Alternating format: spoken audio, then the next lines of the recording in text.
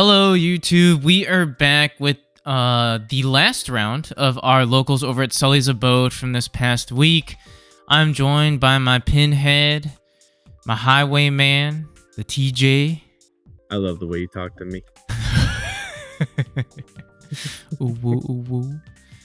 But yeah, we're here with the final. Well, I guess it was the potential final round, which ended up being the final round because of the down pair. But it is myself playing MirageGaogamon on the right, going up against Shane, who's playing Fenry on the left. So another little showcase of Fenry for you guys this week. I had a lot of fun. You know, Shane and I always have a good time playing against each other. We go back a long time, so it's always nice to play against them. It's been a long time since I think we both have been on cam going against each other. So I think we're looking forward to that one. And yeah, overall, just always fun playing against him. He's a great player. Really, really calculated, really good. So it's always like, I got to be on my A game whenever I'm going against him. Yeah, Shane is many people's banes at the shop. He is very, very good at seeing the line of play he needs to win. So yeah, so hopefully you guys enjoy this one. Once again, I think this is a pretty good showcase of like post BT-15 like banlist Mirage. You know, a lot of people were like, Buka's dead, Mirage is dead, or blue decks in general are dead. I don't think that's the case. Hopefully this is a little bit of a showcase of that. But without further ado, let's hop right into it. But yeah, go ahead. I think the other good thing too is on top of showing off Mirage stuff right now. What a Buka pug. We're also what the fuck? I know, that's what I said when he hatched in. I was like, motherfucker, what are you doing here? I get it. It hurts me, but I get it. Pretty good trash setup too. There Wait, with was an that? AG and a Fenry. Oh, okay. I thought that was three Lugas. No. It was three Lugas for a second. I was like, huh? That is good trash setup though. That is very good trash setup. So when I had my opening hand, I was a little worried because I just drew into that Gaomon. Otherwise, I was kind of mucked up with like some higher end pieces. So I said, you know what? Let's just establish a Mirage. Let's get a Zudo Ace on board and see what he can do about it. Yeah. Pushes up the Uko, gains the memory, hatches an egg. I say, let me swap out my Zudos, you know? Let's get the... Swap into the different art. We'll go Luga in the back. It's pretty good chip though for Fenry. It's a very good thing that you played the Zudo Ace early, I think, because I think if you left that Luga in there, I mean, that's 2 checks in already, and that's like... That's scary. That's prime time for Fenry. Yeah. But yeah, so I think the other thing I was going to say is that I think this is also a very good showcase of like how good Fenry is right now. Like you guys got to see it with RB a little bit, which like despite any misplays or anything like that, you know, it's like you definitely get to see like an idea, right? You get to see a line, and on top of that too. While this game was going on, the reason why this was the last round was because RB went and played against the other undefeated who got down paired into him and won. Which RB was, you know, playing Fenry, and the other player Tyler, he was playing the Dark Masters like Omni variant, and he was like cooking all day with it. He's just a really good player in general too. He's also he's a very good player. Yeah, we see Shane. I feel like pretty good setup. He's got AG, a boost, and an analog. Here, I was just like, let me just get rid of the Luga and just set him back a turn. You know, even if my stack ends up dying, which like, I was like, if he has a Hell Lugar, fine. Like, it's all right. Like, I'd rather just gamble and see if he has it or not and have him slow down a turn. A 1 of Mockout too. That stack is a 1 of gold mine right now. I know.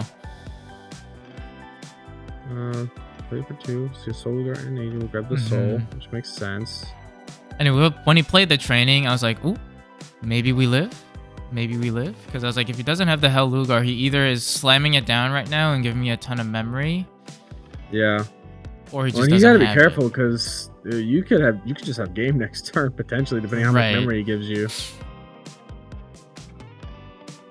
And I think that's what he's debating about right now. So he just plays another AG and says, okay, well, have at it, see what happens. I think he also was now then playing the gamble game of, well, like, if I don't have it, then he can go for game next turn. Because that is a setup. I almost wonder if he should have pushed up the Luga or if he should have waited. But You'll here I'm swing, just starting to do unsuspend. Mirage things. I suspend off of the Mach-Gao, then Again. suspend off of Thomas. Yep. Then we declare the burst Evo. We gain 2 memory. Yep. Swing again. Do bottom decking shenanigans. Bottom decking the 2. Yep. Swing. And spend. Swing again. Thomas the swing. Thomas, like- unsuspend yourself. Yeah, like, holy fuck. Yeah, I mean, like, also, like, Mirage. at that point, it's like, if I'm going for it, I have to just hope he doesn't have any, like, pieces, which I saw that everything was already out there, so it's like, you know what, just fuck it, go, you know? Yeah, well, and the thing is too, when you're playing against Fenry, your only real fear 9 times out of 10 is hitting a Death X. But when you have Buko jamming, you don't care Yeah. because Fenry doesn't run security bombs. They don't have any like archetype like in archetype security bombs. If they're running a security bomb, it's probably going to be like, I don't know, like a fly bullet. It's just, Yeah, or something. yeah. So yeah, Like, I there's mean, a world where at they that can run like point- Fighting Pressure 7th Lightning nowadays, but even then, that's not really gonna happen. That's why I The kind of deck- felt very comfortable just Yeah. waiting for the right time and going for it. Yeah, it's an OTK deck that's 2 piece reliant to really have room for security bombs. So it's if you're playing another OTK deck and you're able to just outgas them, then that's all you need to do. Yeah, and that's a pretty rough analog for Shane there. Like when I saw him do that, I was like, ooh, I like that. Yeah, 2 trainings gone is Yeah. really big loss. You have the beta in the back too, so you have jamming and you have draw off of Wanya. Dude, I've been like that entire night. I probably was drawing heat and getting pretty lucky there too, but Beta came up so clutch. Like I was seeing that guy and he was doing a lot of work. You run it as a 4, right? 3. 3? That's still consistent enough. That makes sense. Yeah. Sorry, we have a little bit of lag here. Shane does push up the Lugamon though. He will just swing. It looks like he's gonna use the one attacking effect. Which, let me refresh myself because it's been a minute. I don't remember what that one attacking effect does. I believe he pitches a card to... Does he draw? Trashes a card, deletes... Oh, opponents drawn with 3,000 DP or less. Yeah. There it is. And then if a tamer card with SOC trade is in his sources, he can draw 1. But did not have a source, so... Yeah, and unfortunately he was kind of bricked up enough to have to pass. I training to pick up a Mirage and then boost to pick up a Mach-Gao. So just setting up. Luga here. Draw. Just play a purple memory boost. Top 4. I just go Galga in the back to pass over to 1. Yeah, and I mean, you're already set up. I mean, you have a training and a boost in the back. You have a level 4 ready to Yeah. go. No Thomas on board, but I don't think that's a huge deal for you. No, which is Oh, it's Takum Black Gato Uber. yeah, and I can see that he's starting to brick up a little bit. We don't have an AG on board, so at this point I'm like, I just need a choke and just make his plays like super inefficient at this time. And just set up. So I just cracked the boost so I can like play out the Thomas for 4 to choke instead of giving him 3. Yeah. And I think right now, too, we're seeing kind of the classic Fenry problem where, like, you know, you guys have definitely seen it with Fenry before where Fenry, like, you know, Fenry is all or nothing. Either you see everything you need and you win the game because there's very few counters or no counters to it at all 9 times out of 10. Outside of, like, things like the, you know, like Leomon can counter it pretty decently. Or, you know, oh, you saw the one of Knockout again, too. Yep. Jesus. That's crazy. Clear the burst Evo, go up to 3. We swing. We do the bottom deck stuff. Restand for 1 more check. I'll deck those 2 cards. Hit a ruin mode, but I have jamming from the beta. Yeah. Big guy. And I think people can see now too why beta was hit. Like this is the Or problem Buka. with beta or Buka, Yeah. yeah. Being able to give jamming to any blue stack deck for free, like it's you know, like with Mirage, I think it makes Mirage just like decently relevant having jamming. Like you can see the Betamon doing it right now is like doing it did so much for you there. Yeah. Because I think that's game changing. I mean, I think if you hit that ruin mode and you're put back all that, I think it's a lot rougher for you. 100%. At least it gives Shane more of a chance to do something. Yeah. But I ended up just like playing out a Thomas just to reestablish it, because at this point I was like, I can't go for game. Like if he has the Hell Lugar play to pop my stack, like that's fine. Like just I'd rather him commit the resources to doing that and knowing that he can't keep the stack alive and like use the analog to keep turn. Yeah. I basically was like, you know, set him back. Yeah. Kind of neat thing about Hell Lugar is I think it's on deletion resolves before you gain the memory. So right. Here, I just go into the Gauga in the back and set up with another boost, just so that I can ensure myself what I'm hoping for is an end of game play next turn.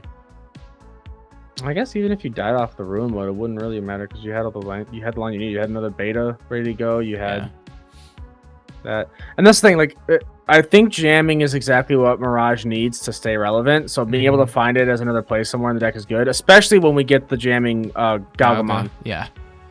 With BT-15, that's going to be huge. Because then you have an in-archetype. You have in-archetype jamming. You don't have to run like an inconsistent rookie or something like that. You know. Yeah. Not that. You know, beta is inconsistent, but it doesn't, you know, it doesn't play into the actual archetype, so it doesn't really do anything for it either.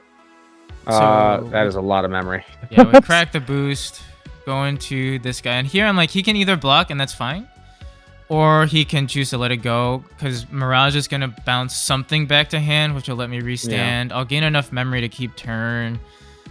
And I mean, here I can do a couple of things. I was like, I could swing and do that, but I was like, you know what? I feel like just go burst mode. Just close it. There's no need to be cute about it. Just swing, play out Thomas, and win. Yeah.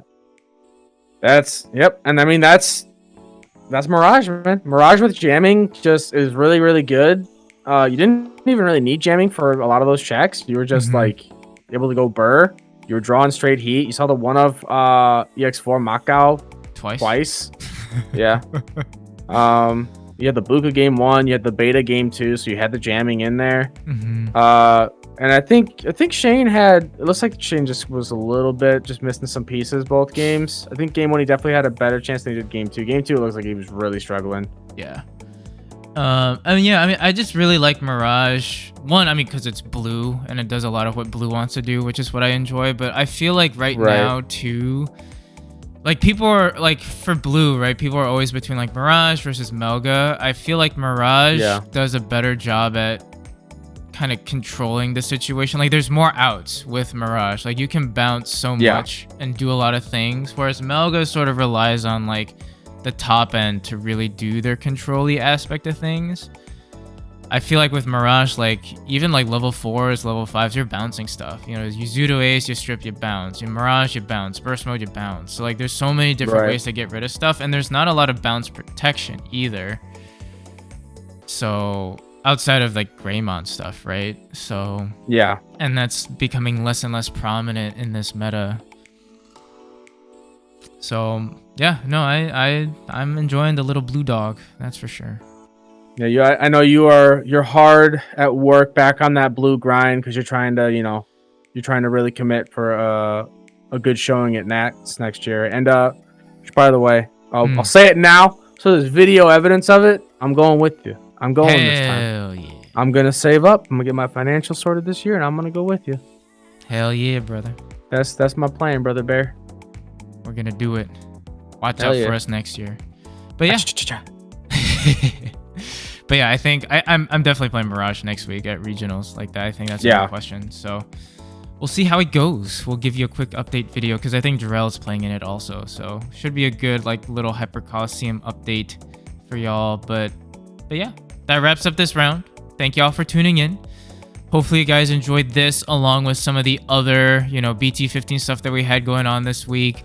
Like I said in previous videos, we are going to try and spice up the content up a little bit. So be on the lookout for, you know, new types of videos, some old types of videos, but in a little bit more frequency. Just because, like we've said, this format is going to be a long one. So strap in. There's going to be a hell of a lot of BT-15 for y'all to look forward to over the next, like, what, 2.5 months? So yeah, we're on this until May 24th, I believe, is when 16 drops. Yeah, so I mean, there's a lot of stuff to look forward to in 16. Just it's gonna take a while to get there. So while we wait, we wanted to make sure that you guys are, not getting too bored of what we got to share for y'all. So we're gonna try to keep things as fresh as we possibly can. We're gonna work with you guys to find something that works, and we'll just take it step by step. But thank y'all for always tuning in on the journey. We really appreciate y'all, and we'll catch ya on that flippy flip. Bye-bye. Bye.